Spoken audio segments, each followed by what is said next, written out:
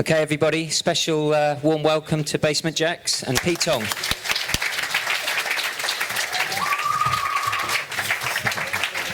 That's sound effects already, see? Got your siren in the house. Well, great pleasure to have Simon and Felix here. I would say we interrupted their sound check, but they don't do one, which is one of the questions you can ask them. But obviously, our special honorary guests for the closing event, which is going to happen tonight in Dalt Villa. So I thought it'd be good, following up from all the themes of all the panels that we've had over the 3 days, we can touch on some of that now, and looking back over the career of Basement Jaxx and how it all happened. So straight over to you. I mean, how did it all start for you? I'm going to ask you about, how you survive over 15 years and stay relevant, but take you right back to the beginning, 1994 in Brixton. Okay, well, first of all, I was working in an office. Simon, well, he can tell you what he was doing, but we met, and I had a love of the kind of Chicago, New York house thing, and basically it was to try and make an EP, which took us a year, a weekend. I was putting on parties in Brixton, and it was purely just as a hobby. Didn't think anything had ever come of it. And after a year, like at the beginning of '94, we had like a cassette of 4 tracks. So this was quite a while ago, and I looked in the yellow pages, and it said there was Soul Trader. They were a kind of music distributor for underground music to the dance shops. So I went there in my work suit at lunchtime, and I met Mark Jones, who does Wall of Sound now. And I said, can I take 10 minutes of your time? I just want to play you this stuff. And I played it to him, and I said, is there any chance that you'd put something like this out? And he said, yes. I said, is there any chance he'd actually pay for it to be put out, because we haven't got any money? And he said yes. And I thought, well, that was so easy. And that was the first EP, and we kind of created our... Go on now. Yeah, and that was the beginning of it all. And with the first EP we did, we kind of, with buying sort of second-hand records and stuff from America, we wanted it to look like an American record, because we thought generally the dance music in Europe was shit. And I don't know, I particularly was very into the sort of American sound, and the whole way it was done, there was a whole cool factor. And so we shrink wrapped it, and we called ourselves Basement Jaxx because of jacking underground Chicago stuff. And we put a press sheet, and we copied loads of information off press sheet that we'd seen from America, like P+C, Atlantic Jaxx recordings. None of it existed officially. You didn't know what it meant either. No, I didn't know what P+C meant. And just put all the stuff down and a little description of the tracks, and then sent it dropped it off at record shops, at like radio stations, probably Radio 1, I don't know. We went there and just kind of left records, probably for you, and I don't know if you'd ever got it, and just any way we could get the music out there. So like Simon would go off into town and drop some at Black Market Records, and it was very much kind of like a cottage industry. And and then with that first EP, Ashley Beadle actually got in contact with us, because we left a telephone number, and he said, yeah, really like the track. And then Tony Humphries played one in New York on the radio, and like for us that was like, wow, people have actually heard the music, and that was the beginning, really. Simon, what were you doing coming into this? So I was at college, and I'd released a couple of white labels, making sort of hardcore and rave music and some house, and pressing up white labels, and like Felix said, sort of going around to shops in my friend's mum's Mini and dropping off Sailor Return, going back the next week, seeing if they'd sold any. And so from that, I'd built up I bought a mixing desk, a sampler, a keyboard. So when I met Felix, he came with some friends, and initially, they just wanted to come and use the studio, and then after a while, I was into sort of. We got charged £10 an hour. Yeah, 10 quid an hour. Yeah. So on a Saturday, I'd make 100 quid out of him, so that's quite good. And then after a while, did he ever pay? Huh? Did he ever pay? Yeah, he did. Yeah. Oh, yeah. I was working. It was me and a couple of friends initially, and then I said to Simon one time, well, we did a few of these things and produced a couple of tracks, and then I was trying to do like a Russian Cossack record, like Cossack, like rave hardcore, because I thought Kalinka. Because the beard. Yeah, and I thought that's never been done, and so that was one time I went with another friend to Simon, and then I saw he had a Kenny Dope record that I didn't know about, and I was like, wow, you know about this sort of stuff, and I said I'd love to make that kind of style of music, and I said, would you be up for it? Maybe we could meet and no charge. Yeah, and that was it. Yeah. Yeah.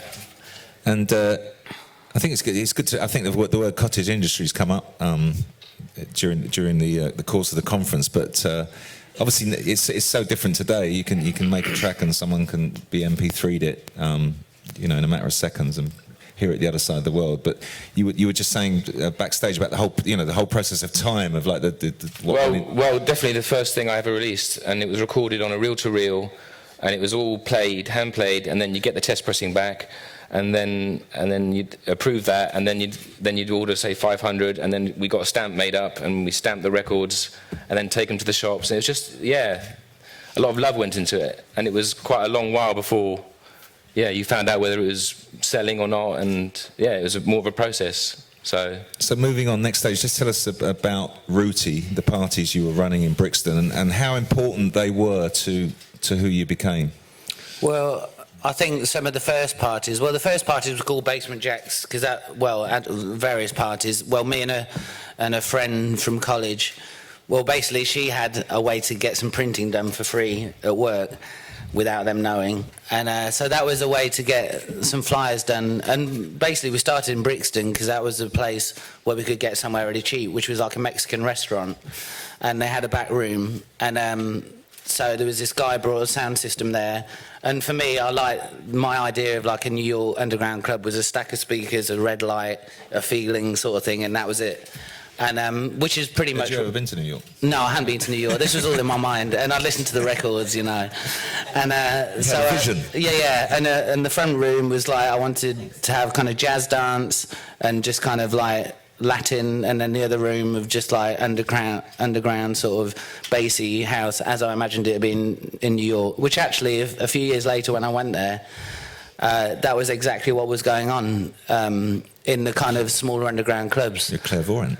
Yeah, so it was the music kind of said that, and from those parties, like at the beginning it was just friends. I can remember a friend coming like, "Can you play some trance?" And I was like, "No, that's." It was kind of, it wasn't people who were real heads into the scene. It was just anyone we knew, and a crackhead off the street, and some posh girls from college, and just a real mixed bag. And the crackhead was really pleased to meet the posh girl, and vice versa.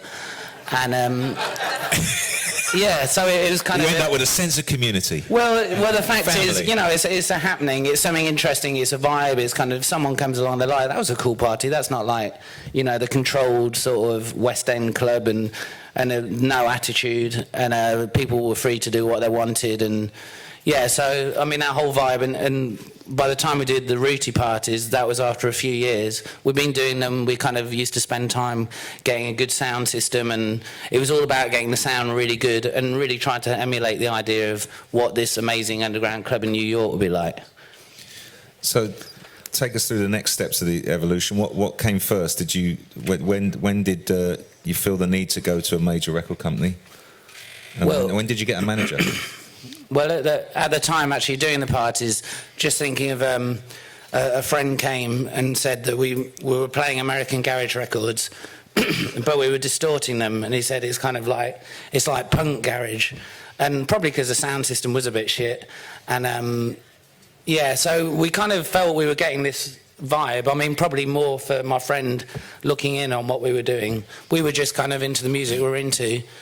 And by then we'd done like 3 EPs or something, and a guy from XL Records, it was Nick Worthington. Yeah, he came down and contacted us and said, "How about doing an album at some stage?" Well, because we're Fly Life, we did a track called Fly Life, and that we licensed that as a single, and that went into the charts. So that was the first time we made a video as well. And you did this all by yourselves before? Up to then, yeah. Yeah. And then, and How much did you spend on a video? I don't know. I don't know. Well, the it was video a lot. director didn't want to have anything to do with it by the time we'd finished, Right. because he got so many instructions of what looked rubbish and how it should be done, and he called himself Dirk Ramrob or something. He wouldn't put his name to it. Yeah, but You can see it on YouTube now. yeah. So you don't know who paid for it. Yeah, well, at the time that would have been the one single which we did license onto what was the label? Fly Life Multiply. Yeah, which was part of Telstar. Telstar. Yeah. So it was just really one single, and at that same time, Nick Worthington, he was around and talked to us about making an album, and we were like, well, we're just producers, and we did think about maybe we'd get a singer and make a singer an No, artist. because we always thought of ourselves like Masters at Work, and they had Barbara Tucker and India, and Masters at Work. Yeah, if you knew it, they were the producers in the background, but they had their front person, and we saw ourselves like that. We never saw ourselves as front people, as a band, And then I think, well, Daft Punk definitely were kind of they sort of changed things a bit, really, and because they were just two guys, but they were the band, and around that time we started to get our heads around the fact that Basement Jaxx, we can just be out there at the front. So with that, I remember when we talked to people, we were trying to convince them that if they were to sign a Basement Jaxx album, maybe it should be us producing someone. It shouldn't be just Basement Jaxx. Well, I think it was probably after Fly Life we kind of got a bit of success, and that went in the charts. And then it was around that time that more people started coming to the parties, and then eventually the Face magazine, which was kind of the cool magazine at the time, they came along, and then they kind of exposed that there was this great underground thing happening, and then suddenly everyone wanted to come, and all the music, like the big record companies were like, oh yeah, we really kind of dig you guys, can we see you? And that's when we thought about signing with someone, and we were very cautious. There was Giles Peterson, who we were kind of serious about, and then XL as well, because we thought they were kind of credible people, and we were very conscious not to kind of sell out or to kind of keep true to what we were doing. But when we went to see the major labels, we said basically, Karina, this girl we were with at the time, we said we want her to be the star and we'll produce it. And that was at the time also that we found out they'd say, oh, we love you guys, we're great, all your early stuff, we've got that. And we did kind of little tests of like, what early stuff? And then most of it was bullshit. And which is always the way, with fashion, people get swept up in a wave, and you've got to work out who is true and real. And definitely Nick from XL at the beginning, long before anyone else had been around, he'd talked to us. He had Clark shoes on, he was a bit square, and we thought... He wasn't like a typical record. Yeah, It didn't seem to us. He wasn't anyway. all flashy and like coat. But he really knew his music and was just, Yeah. Because we talked quite a bit about that on other panels, about the relevance of A&R people, how important it is. It's quite unusual for these guys. They've actually stayed with the same label since that deal, apart from the Multiply one. Yeah. And they're with the same publisher and the same manager. I mean, how do you manage to keep that kind of status quo over that length of time? Because it's pretty unique. Well, I think with XL, the reason we signed to them in the first place, they said, basically, you carry on doing what you do, and we'll allow you to get your music out on a bigger level. You have all the decisions of what to do and what not to do. And that was a stage, actually, when they said, you should get a manager. And so, because we've been doing everything ourselves, and probably, if the tax revenue people had come to us at that stage, we'd have been in a right old trouble. So, we were just kind of day to day just getting on with stuff, concentrating on the music. And then we met a couple of managers, and then we met Andrew Mancy as our manager now, and he's been manager with us ever since. I mean, he had a little bit of experience, with Massive Attack before? Yeah, he'd done tour managing for Massive Attack and was with a guy called Mark Pickin, who was a manager for Massive Attack. So between them, they kind of had experience. And, for us, we wanted someone to organise everything. That was the main thing. So how do you take two DJs from Brixton running parties? You just signed your first record deal. You become one of the biggest electronic live bands in the world. You're still doing it. Just take us through that process. I mean, not many people make the transformation. You either start as one thing or you start as the other. Well, when we used to DJ at our club, we had a little box It was a Josh Shaka siren. So that was one little feature we had. This is how you start. And then a jar shacker sign. Yeah, which was made in Southend. Yeah. And Yeah. and then we had George, our percussionist. He'd come along and play with us, and well, Felix knew some girls from the school of samba. Who I met on a night of a Brixton riot, actually. Yeah. So they'd come along and dance. You got their numbers. And Yeah. I was chatting one of them up on the way back from the riot. It's like, the tube stopped at Stockwell, and yeah. And that was the beginning of kind of the link with the Brazilians. Yeah. So when we got asked to DJ other places, we'd take them with us. So there was just a bit more, really, to get into. And it was called the Basement Jaxx sound system. So we did a few things like that. We did a festival in France like that, and so by the time... Well, when the first album was done, the record company said, right, you're going to have to do some live shows. And we were like, well, we only kind of DJ, and we just, we'll have a couple of people with us. And then, actually recently, seeing like a clip of like the first Glastonbury we did, there was just me and Simon behind some decks.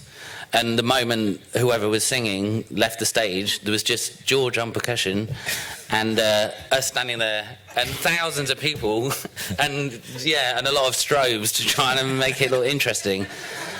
And personally, for me, a lot of electronic acts are really boring to watch. I don't care about knob twiddling, and they often try and film.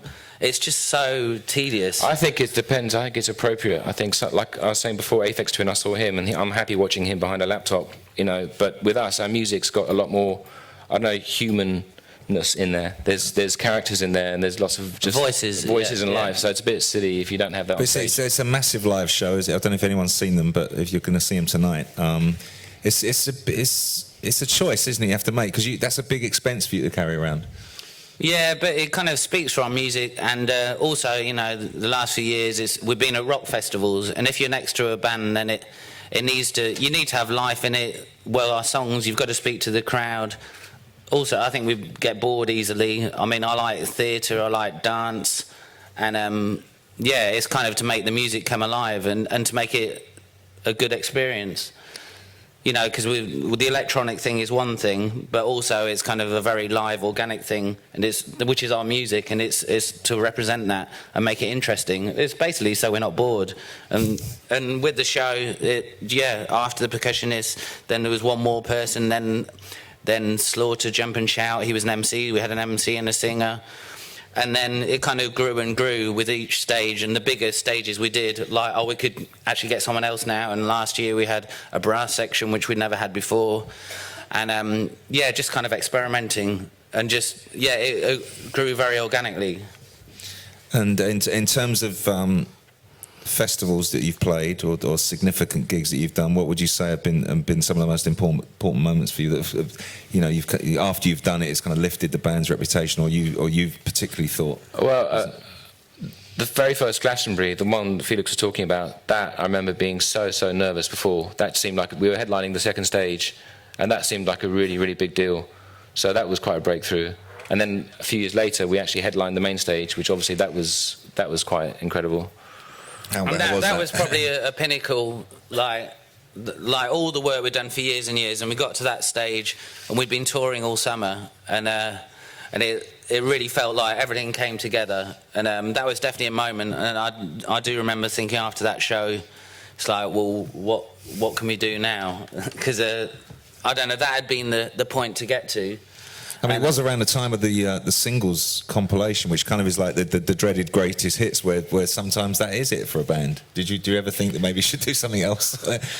Was the singles after Glastonbury? I can't remember. I don't know. Because definitely around that time we were doing quite a lot of festivals, and then people in the audience who would come in saying, we know loads of your songs, we didn't know it was all Basement Jaxx, and we didn't help ourselves by never really being in the videos particularly, or never giving a face to things, which is very much from the dance community, which is what I like about the dance community. That is really, it doesn't matter who did it, it's about everybody here, and it's less about kind of the ego of the person on stage.